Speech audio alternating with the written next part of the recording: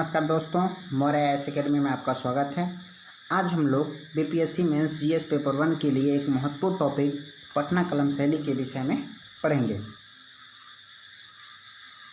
सबसे पहले हम लोग पढ़ने से पहले पूरे टॉपिक का फॉर्मेटिंग करेंगे, उसके बाद एक एक पॉइंट को उठाते हुए हम लोग पढ़ेंगे। ओके गाइज, आइए शुरू करते हैं।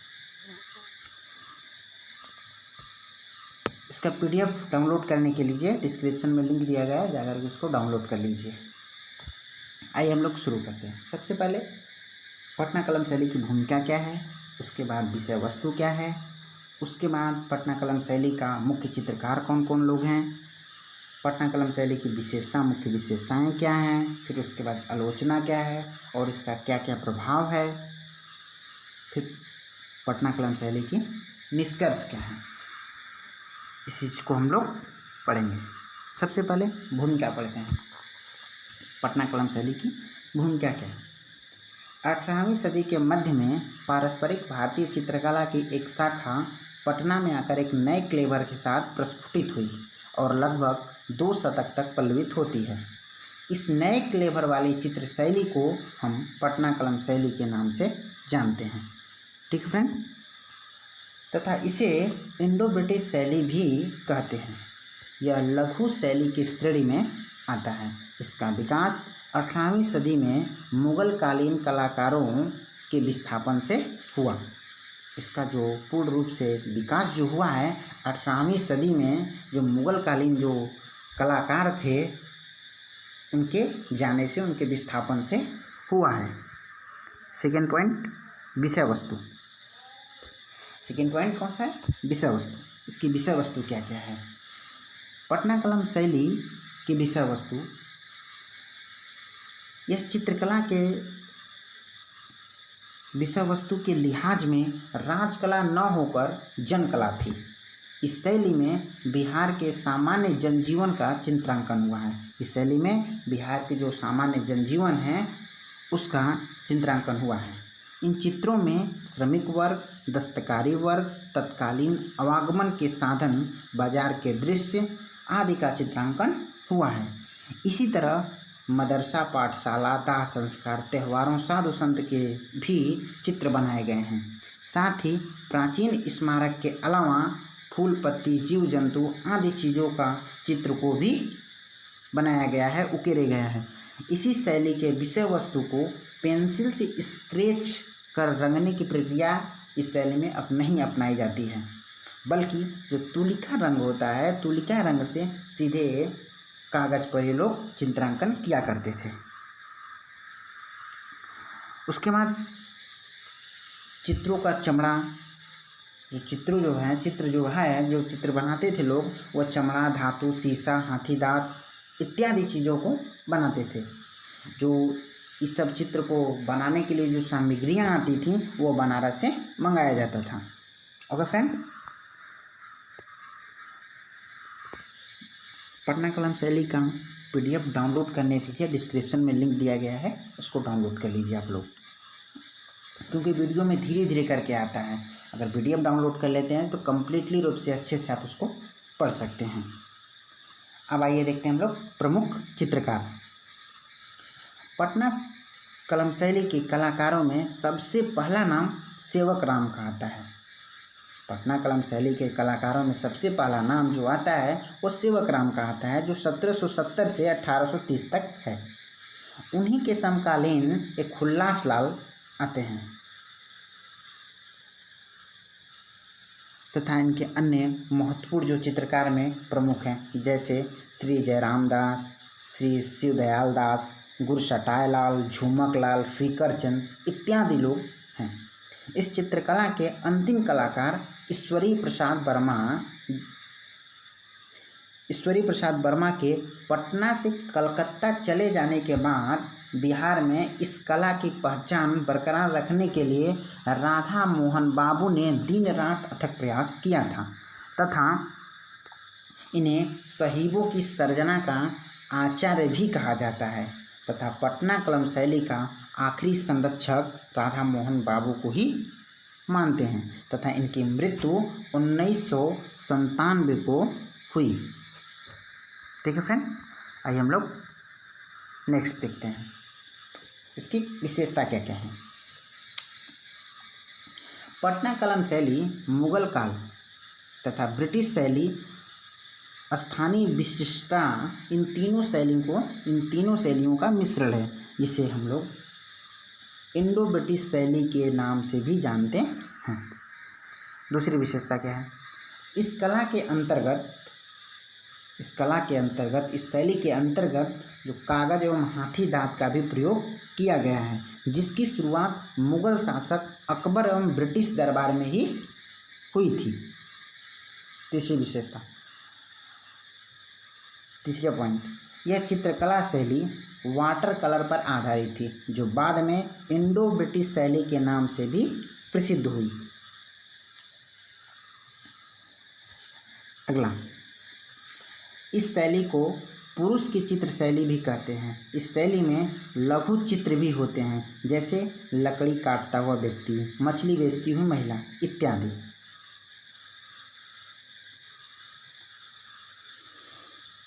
अगला विशेषता, इस शैली के लोगों को चित्र को बनाने से पहले किसी तरीके का ढांचा नहीं बनाते थे, डायरेक्ट ये लोग सीधे कागज पर आकृतियाँ को बनाना शुरू कर देते थे। ये जो विशेषता है सबसे महत्वपूर्ण और सबसे विशिष्ट इन लोगों के पटना कलम शैली में विशेषता है कि जो चित्र बनाने से पहले किसी भी प्रकार का वो लोग ढांचा नहीं बनाते थे, डायरेक्ट सीधे कागज पर वो लोग आकृतियाँ बनाते थे। अगली विशेषता, इस शैली में चित्रकार हैं वो ब्रशों का भी निर्माण करते थे। कई तरीकों का ब्रश का निर्माण किया करते थे, जैसे बारीक चित्रकारी करने के लिए जो ब्रश होती थी वो गिलहरी के पूंछ के बाल से बनाई जाती थी। बारीक जो चित्रकारी करने के लिए जो ब्रश का उपयोग होता था वो गिलहरी के पूंछ के बाल से बनाया जाता था। अगला विशेषता, मनुष्यों के चित्रों में जैसे मनुष्य का लोग चित्र बनाते थे तो उसमें उसका पतला चेहरा कर देते थे, लंबी नाक कर देते थे, गहरी आंखें कर देते थे, पुरुषों की घनी मूछें दिखाई जाती थी उस पटना कलम शैली में जो चित्रकार होता था मनुष्यों का। अब हम लोग इसका सेकंड पॉइंट देखते हैं, इसकी पटना कलम शैली की आलोचना क्या क्या है। इस चित्रकला शैली की सबसे बड़ी आलोचना चित्रों की पुनरावृत्ति, मतलब चित्रों को बार बार बनाया जाना, ये सबसे बड़ी इसकी आलोचना है पटना कलम शैली। तो पटना कलम शैली की सबसे बड़ी आलोचना है कि चित्रों का बार बार बनाना, एक ही चित्र को बार बार बनाना, चित्रों की पुनरावृत्ति करना, तथा जब तक एग्जाम में पूछा न गया हो कम्प्लीटली कि आलोचना बताइए तब तक आप इसको न लिखें। आइए हम लोग अगला पॉइंट देखते हैं, इसके इफ़ेक्ट क्या हैं, पटना कलम शैली के प्रभाव क्या क्या हैं। आइए देखते हैं। 17वीं सदी में जब मुगल सत्ता अपनी पतन की ओर बढ़ रहा था, तभी उसी समय आर्थिक और मानव संसाधनों का अनवरत लगातार क्षरण हो रहा था। ऐसी स्थिति में चित्रकला भी उपेक्षित होने लगी थी, समाप्त होने लगी थी। चित्रकारों को राजकीय संरक्षण भी मिलना बंद हो गया था। अतः वे लोग अपनी जीविका के तलाश में, जो चित्रकार लोग थे वो अपनी जीविका चलाने के लिए जीविका के तलाश में इधर उधर भटकने लगे, इधर उधर जाने लगे। तब अतः ये चित्रकार मुर्शिदाबाद की ओर चल दिए, मुर्शिदाबाद की ओर उन्मुख हुए।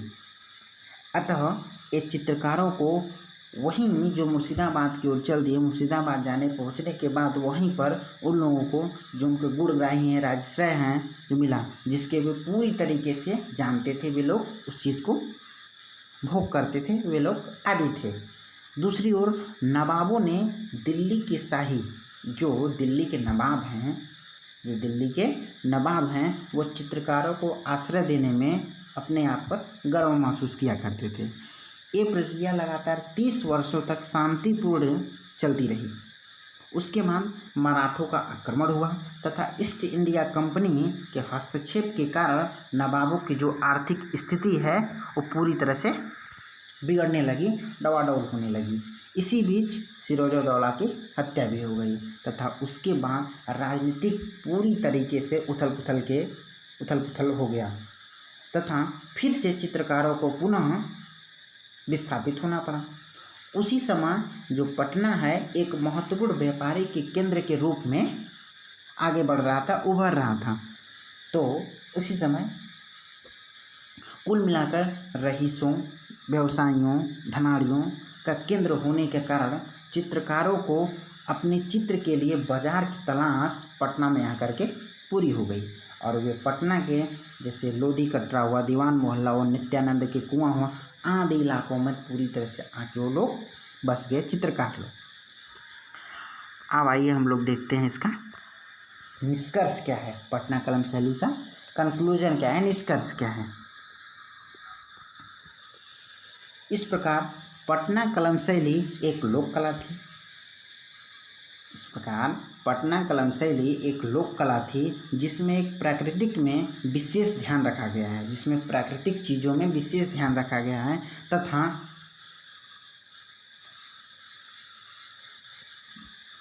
धन के अभाव में इस कला का पूरी तरह से पतन हुआ तथा इसमें जो चित्र बनाए गए हैं उसका काफ़ी महत्व है। इस शैली के चित्रों का जो संग्रह हुआ है खुदा बख्श लाइब्रेरी पटना में तथा पटना म्यूजियम में सुरक्षित रूप से रखा गया है। आज हम लोग कंप्लीट पटना कलम शैली को समाप्त कर लिए। अब अगले दिन नया टॉपिक को हम लोग पढ़ेंगे तथा इसका PDF डाउनलोड कर लीजिए आप लोग, ताकि आप लोगों को बहुत ही आसानी रहेगी पढ़ने के लिए। बार बार इस पॉइंट को आप लोग पूरी तरह से नोटेड कर लें ताकि बार बार उस चीज़ को आप रिवाइज कर पाएँ, क्योंकि वीडियो में पूरी तरीके से आदमी अच्छे से उसको पढ़ नहीं पाता है। इस वजह से PDF को डाउनलोड कर लीजिए, डिस्क्रिप्शन में लिंक दिया गया है।